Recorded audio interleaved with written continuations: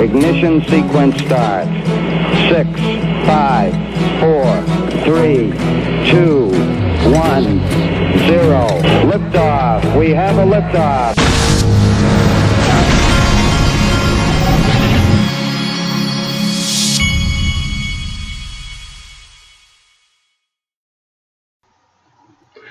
Hey everybody, this is the Digital Asset Investor. I couldn't remember if I went over this last week, or I can't remember if this was from the week before, but I wanted to go over it. Sergeant Obi-Wan sent me this and reminded me to do so.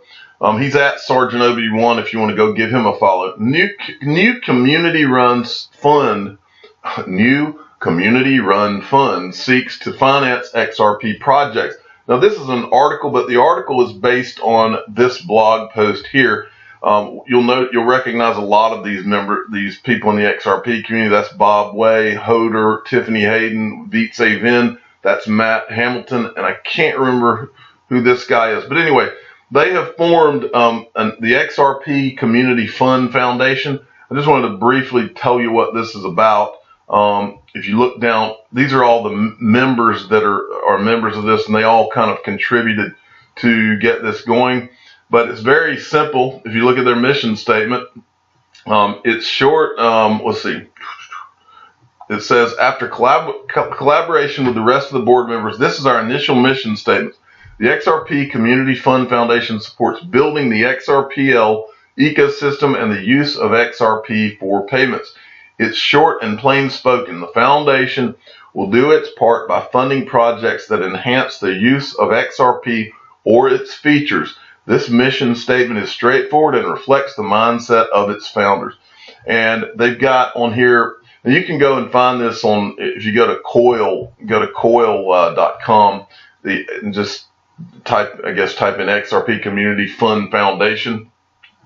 And these guys, and then basically any of you out there that have an idea for how, some type of project or some idea where XRP could be used, that you can actually go on here and tell them what your idea is, and you could have a chance at being funded. That's the way I understand this.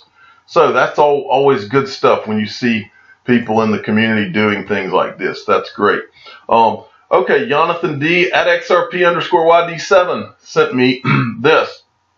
Okay, this was a tweet from this guy, Luke Martin, talking about how he's basically another anti-Ripple person.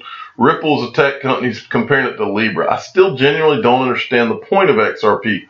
Want to learn more? Honestly, Libra makes more sense. Well, this guy's coming from an angle. He's not being a total jerk. He's wanting to learn more. And there was a couple of questions in here. And then this is Luke Martin. He says, this is the hurdle I'm struggling with. And he posts this, the digital asset for payments. And it said, this is from Bloomberg, who is anti-crypto from what I've seen. I think the US dollar works pretty well. We don't need a new fiat currency. And that was a quote from Brad Garlinghouse. And so guess who chimes in? David Schwartz saw this and decided to reply to him. Say you need to make payments into lots of different fiat currencies, and you receive payments from lots of different fiat currencies. You can hold a single pile of XRP instead of lots of piles of different fiat currencies. When you need to make a payment in, say, THB, you can find someone who has THB and trade them your XRP for it, paying a spread. When you have too much SGD, you can find someone who needs to deliver SGD to someone and trade your SGD for their XRP, making a spread. That's how XRP can be the best asset for payments but not replace fiat. It can be the way you handle needing to interoperate with large numbers of different fiat assets. Why XRP? Fast to transfer, cheap to transfer, not tied to any particular jurisdiction. No central authority regulates its movement. Can be anywhere in just a few seconds. You'll notice that XRP doesn't replace any particular fiat asset here. It serves a new role of allowing companies to hold one pile instead of many and take liquidity from the lowest bidder in an open global pool. I mean, you can see just from reading that, Ripple has positioned itself perfectly in the scheme of everything that's going on with Congress and all these governmental bodies. XRP is in the perfect spot, exactly where it needs to be. Okay, This is from Brian Melancholy XRP at Mike Huncho _11 sent me this. This is from at _crypto AK. This is huge. Now this is something I didn't know, so I wanted to pass it along. SoftBank Group Corp it says SoftBank still holds 26% of Alibaba, and Alibaba, I believe that's China's version of Amazon. I believe that's what that is. Huge company. And SoftBank still holds 26%. This is what I didn't know.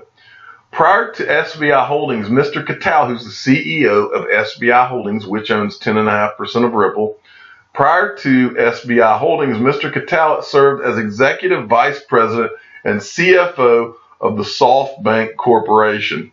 So that can't hurt. I mean, that cannot be bad for Ripple because Capital is one of the biggest cheerleaders for Ripple and XRP. Okay, XRP Honey Bear, who is coming on strong today, at C_Mike13 sent me this. This is an interesting article right here. It's from July 10th. And this is from JP Morgan Private Bank, folks. Is the dollar's exorbitant privilege coming to an end? This is about whether or not the U.S. dollar as a reserve currency is going to come to an end. I just wanted to read to you the last paragraph of this, if I can find it. Given the persistent and rising deficits in the United States in both fiscal and trade, we believe the U.S. dollar could become vulnerable to a loss of value relative to a more diversified basket of currencies, including gold. As we scan client portfolios, we see that many of them have far more U.S. dollar exposure than we feel is prudent. At this stage of the economic cycle, we believe this exposure should be more diversified. In many cases, our recommendation would likely be to place a higher weighting in other G10 currencies in Asia, and gold. See chart. Talk to your JP Morgan advisor to review your portfolio and for more information on how to diversify. Well, my prediction is that this same paragraph, they'll be talking about digital assets as soon as we get past a little bit more of this regulatory clarity issue. Okay, and next, this is from Toby James Riley. I thought this was an interesting little piece. Edmund the Rothschild Fund. I've been doing some digging, found the most recent report that shows that they tripled their investment in SBI over the past year. Remember, SBI owns 10.5% of Ripple. So in other words, SBI owns 10.5% of XRP. So why do the Rothschilds fund, why do they want to be so heavily into SBI? Might answer its own question. It says here are two screenshots for you. Long XRP, our time is now. And I blew up these two just so you can see it. This is SBI Holdings, and if you look up here, this is their fund, and it shows right here, this is their holdings of SBI Holdings, and then the second page is right here, and that shows that right there. So I just thought that was interesting enough to pass on.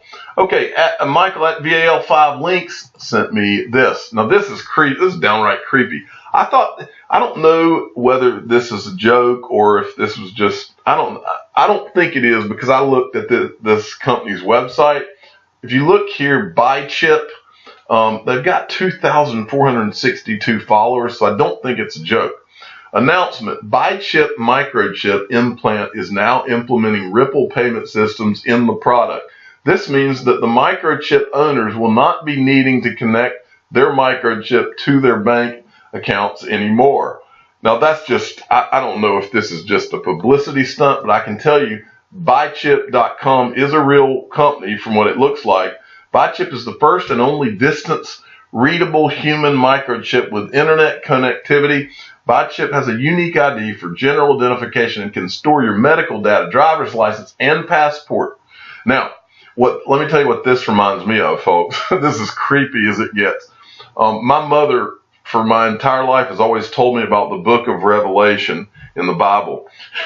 And that at some point, her interpretation of Revelation is that at some point we will all have either some sort of a tattoo or a microchip or something, and you won't be able to eat or anything unless you take the mark of the beast, which is 666. And that will be the way that you're able to receive food or whatever. Now, I don't know if that interpretation is correct, but that's what this reminds me of when I see this, is that it's like world government and control and all this. That's what I see when I see this. So this is like creepy as it gets. So I'm not interested in having a chip under my skin that where I'm owned by someone, but that's a little bit much to me. Next, from Crypto D at the Crypto D, tremendous interest in TD Ameritrade's BTC futures, ErisX coming. Now, this article had an interesting little some interesting bullet points I wanted to show you. This is basically talking about tremendous interest that TD Ameritrade has from its customers right now on digital assets, but this is the section I wanted to show you. ErisX said that they are on target with all their 2019 goals to launch their spot market, which they did with Bitcoin, Ethereum, and Bitcoin Cash and Litecoin in April as planned, receive their license from the Commodity Futures Trading Commission, get their BIT license from New York Department of Financial Services, and they will launch their physically delivered digital asset futures market, which will be aligned with their spot market later this year. And this is when it should get exciting right here. Okay, from NBK Crypto at NBKLYRAD. We've got ourselves some John McAfee updates. I'm an escaped slave with a loud voice. All of the world's slave masters are looking for me. I will not be found. I will continue to speak, but will you listen? Will you listen? Now, this is hilarious. He is in it literally looks like he is in a room that is a box and has tin foil all over the walls around. This gets funnier and funnier every day that I love covering this guy. He trips me out. He's way too smart for his own good. But he describes, you've got to go watch this video. Go to @officialMcAfee. Watch this video. He shows you the inside of this room and this is a room he's designed. I think he called it a Faraday cage or something like that. It's designed so that radio signals or no kind of signals can get in or out. And he's got like all kinds of electronics set up to prevent anybody from monitoring him and all this. I mean, if anybody ever wanted to really market themselves and create some drama that gets the world to watch, this guy, I guess this guy and Donald Trump are about as good at it as anybody I've ever seen. But then he followed this up with another tweet. He tweeted out something that one of the media outlets had put out.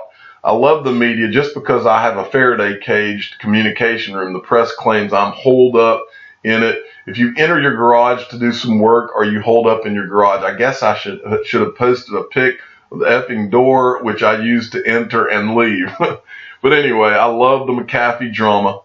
I'm the digital asset investor. I'm not an investment advisor. This is for entertainment purposes only. Please subscribe and hit the like button and tell your friends and family that John McAfee, I'm sorry, someone corrected me the other day. I'm going to get this right.